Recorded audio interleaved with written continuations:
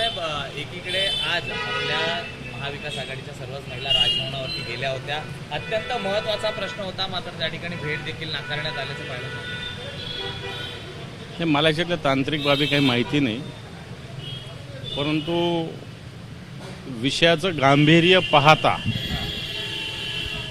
मला माहिती आहे राज्यपालांना भेटताना काय काय करावं लागतं, काय काय नाही, या सगळ्या गोष्टीचं ज्ञान जरी असलं तरी विषयाचं गांभीर्य पाहता या सगळ्या महिलांची भेट व्हायला पाहिजे होती, एवढंच सांगता येईल. आणि जर हे गांभीर्यच नसेल विषयाचं, सरकारला असं सगळं महिलांवर अन्याय अत्याचार चालू द्यायचे असतील आणि त्याच्यावर कोणी आवाजच उठवायचा नाही अशी भूमिका असेल तर मला असं वाटतं याला आपण काही करू शकत. दुसरीकडे संजय शिरसाट यांचं काल एक महत्त्वाचं वक्तव्य होतं. ते या एकूणच लिलाव प्रकरणातनं वॉकआउट होत आहेत आणि त्यांनी आवाहन केलेलं आहे की तर तुम्हाला ही जागा घ्यायची असेल तर तुम्ही घेऊ शकता, मलाही बघायचं आहे, मला बँक कर्ज देत नाही तर मलाही द्यायला बसलेले आहेत, असे अनेक आरोप त्यांनी केलेले आहेत. मराठी माणसाला मागे खेचण्याचा हा प्रयत्न आहे असं थेट म्हणाले. मग सर ते हॉटेलसुद्धा एका मराठी माणसाचंच आहे, पण मराठी माणसांनी कायदे नियम पाळले पाहिजे असं मला वाटतं. स्वतःवर मराठीचं नाव पुढे करून गैर पद्धतीनं जर कोणत्या गोष्टी असेल तर त्याला आवाज उठवावा लागेल. आणि राहायला आम्ही काही गद्दारी केलेली नाही, आमच्याकडे काही कुठं इकडून तिकडून खोके आलेले नाही, तर आम्ही काय अशा हॉटेल घेऊ शकत नाही. आणि आम्हाला घ्यायची म्हणून आम्ही हे केलं नाही, आम्ही गैर पद्धतीवर आमची टीका आहे, शिरसाट आणि घेण्यावर आमची टीका नाही. आपल्या मंत्रिपदाचा मिसयूज करून टेंडर प्रोसेस राबवली त्याच्यावर आमचं ऑब्जेक्शन आहे.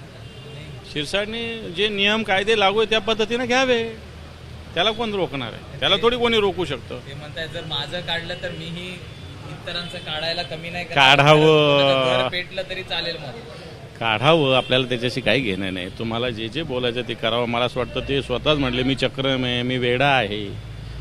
मला असं वाटतं चक्रम आणि वेडे लोक राज्याच्या मंत्रिमंडळात मुख्यमंत्र्यांनी ठेवले कसे? मी राज्यपालांना पत्र लिहिणार आहे आज की या मंत्र्यांनी कबूल केलं की मी चक्रम आहे, मी वेडा आहे, मी घर जाळणार कोणाचं.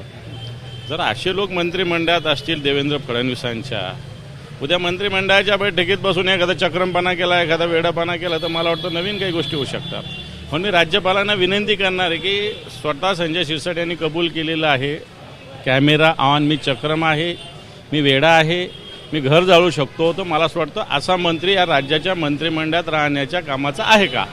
हा माझा मान्य देवेंद्रजी, माननीय शिंदेसाहेब आणि मान्य अजितदादांना प्रश्न राहील आणि मी राज्यपालांना या संदर्भात रिसर पत्र लिहिणार आहे. सर, दुसरीकडे पुरंदरच्या आंतरराष्ट्रीय विमानतळाचा जो प्रश्न आहे हा देखील पेटलेला पाहायला मिळत आहे. काही दिवसांपूर्वी संजय राऊतांनी त्या ठिकाणी भेट घेतली होती.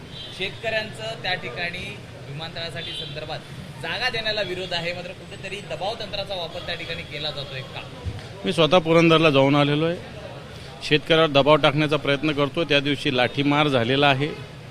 तिथं जी जमीन आहे लोढा, राठी, अग्रवाल यांच्या जमिनी त्या, आणि त्या लोकांचा आग्रह विमानतळ करा, पण तिथले जे बेस त्या 9 गावातले लोक आहे, 7 गावातले लोक आहे यांचा याला विरोध आहे. तिथून जवळ पुण्याचं एअरपोर्ट आहे, तिथून जवळ बारामतीचं एअरपोर्ट आहे. फार काही पुरंदरला एअरपोर्टचे काय 50-50 किलोमीटरला एअरपोर्ट म्हणजे काय ते बसस्टँड आहे का? त्यामुळे त्याची आवश्यकता नाही असं आम्हाला तरी वाटतं. नाशिकचे आपले नेते आहेत सुधाकर बडगुजर, त्यांनी आज नुकतीच नाराजी व्यक्त केलेली आहे. आपल्यासोबत 10-12 जण नाराज असल्याचं त्यांनी म्हटलेलं आहे. आणि कालच गिरीश महाजनांनी नाशिकमध्ये वक्तव्य केलेलं होतं की ठाकरे गटात कोणच राहणार नाही, ठाकरे गट जमीनदोस्त होईल असं नाशिकमध्ये त्यांनी. असं हे 4 वर्षांनी म्हणतात ठाकरे गट जमीनदस्त होणार, ठाकरे गट असं होणार, पण ठाकरे गट किंवा शिवसेना कधी जमीनदस्त होत नसते.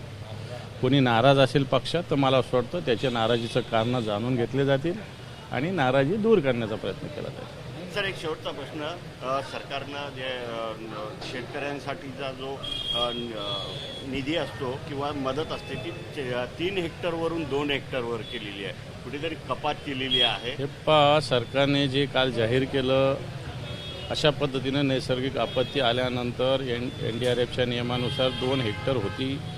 सरकारने असं सांगितलं होतं रानात बिंदू टाकत आम्ही आता 3 हेक्टरला देऊ, जे निकष आहे त्याच्यापेक्षा 1.5 पट देऊ. सरकारने याच्यातून माघार घेतलेली. जुनेच अजून सरकारने दिलेले नाही, जे त्यावेळेस 2 ते 3 हेक्टर केलं होतं त्याचाच निधी अजून दिलेला नाही. आणि या सगळ्या विषयाला घेऊन शिवसेना मराठवाड्यात 5 तारखेपासून 12 तारखेपर्यंत क्या हुआ तेरा वादा यांनी जे जे वायदे केले होते शेतकऱ्यांसाठी त्याच्याविरुद्ध आंदोलन पुकारते.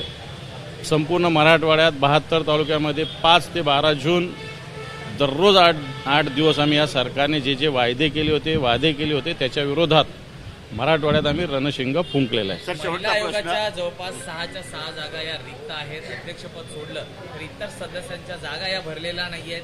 अनेक तक्रारी येत आहेत. मग ते फॉलो ॲप असो, 500हून अधिक तक्रारी येऊन सुद्धा मग बाकीचं पोलीस स्टेशन करतंय का असा प्रश्न चित्रा वाघ यांनी उपस्थित केलेला आहे. कसं पाहता? चित्रा वाघ यांच्या काही मताशी आम्ही सहमत नसू, परंतु या महिला आयोगाच्या मताविषयी सहमत आहोत. महिला आयोगाच्या ज्या अध्यक्ष आहेत कार्यालयात सुद्धा भेटत नाही. अनेक महिलांचे आम्हाला फोन आमच्या ऑफिसमध्ये येत असतात. महिला आयोग कागदोपत्री आहे. महिला आयोग राजकीय हेतूनं कामकाज करतो. हे पुण्याच्या प्रकरणात दिसलेलं आहे. आणि म्हणून एक तर सगळे सदस्य नेमले पाहिजे किंवा नव्यानं महिला आयोगाची रचना केली पाहिजे. सर, शेवटचा प्रश्न. ठाकरे बंधू एकत्र येणार म्हटलं जाते आहे, परंतु उद्धव ठाकरेंकडनं अजून एकही प्रस्ताव आला नाही असं कोण म्हणे तुम्हाला?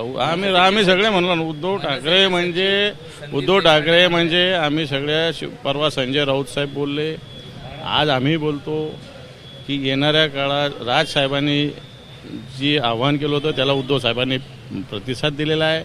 आणि शिवसेना आणि मनसे एकत्र व्हावी ही सगळ्या शिवसैनिकाची सुद्धा इच्छा आहे. मला असं वाटतं येणाऱ्या काळात या सगळ्या गोष्टी आपोआप होतील. एबीपी माझा, उघडा डोळे बघा नीट.